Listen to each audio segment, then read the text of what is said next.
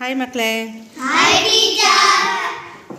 ನಿನ್ನೆ ದಿನ ನಾವು ಸಮತಲಾಕೃತಿ ಮತ್ತು ಘನಾಕೃತಿಗಳು ಅಂದರೆ ಆಕೃತಿಗಳ ಪಯಣ ಬಗ್ಗೆ ತಿಳ್ಕೊಂಡಿದ್ದೀವಿ. ಈಗ ಒಂದು ಚಿಕ್ಕ ಚಟುವಟಿಕೆಯನ್ನು ಮಾಡೋಣ. ಸಮತಲಾಕೃತಿ ಮತ್ತು ಘನಾಕೃತಿಯ ವಸ್ತುಗಳು ಇಲ್ಲಿ ನಿಮ್ಮ ಎದುರಿಗಿದೆ. ನೀವು ಇದರಲ್ಲಿ ಒಂದೊಂದು ವಸ್ತುಗಳನ್ನು ತಗೊಳ್ಬೇಕು.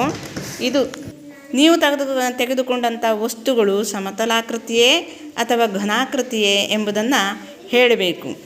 ಅಂಥ ಒಂದು ಚಟುವಟಿಕೆಯನ್ನು ಪ್ರಾರಂಭ ಮಾಡೋಣವಾ?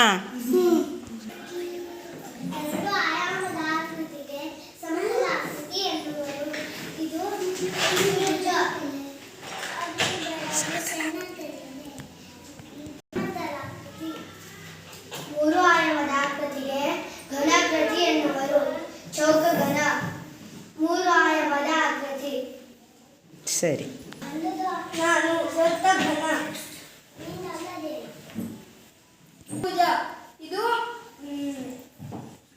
ಸಮತಲ ಆಕೃತಿ. ಇದು ಸಮತಲ ಆಕೃತಿ. ವೃತ್ತ ಘನ. ಇದು ಆಯತ ಘನ. ಇದು ಮೂರು ಆಯಾಮದ ಆಕೃತಿ. ಚೌಕ ಇದು ತ್ರಿಭುಜ ಘನ. ಇದಕ್ಕೆ ಮೂರು ಆಯಾಮದ ಆಕೃತಿ ಎನ್ನುವರು. ಇದು ಚೌಕ, ಇದು ಆಯತ, ಇದು ಸಮತಲಾಕೃತಿ.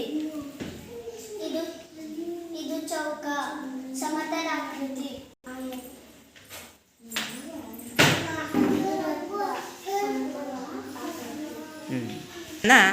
ನೀವೇನು ಮಾಡಬೇಕು, ಶಾಲೆಯಲ್ಲಿ ಯಾವ್ಯಾವುದು ಸಮತಲಾಕೃತಿಗಳಿವೆ ಹಾಗೆ ಘನಾಕೃತಿಗಳು ಯಾವ್ಯಾವುದಿದೆ ಅಂತ ನಿಮ್ಮ ಪುಸ್ತಕದಲ್ಲಿ ಪಟ್ಟಿ ಮಾಡಬೇಕು.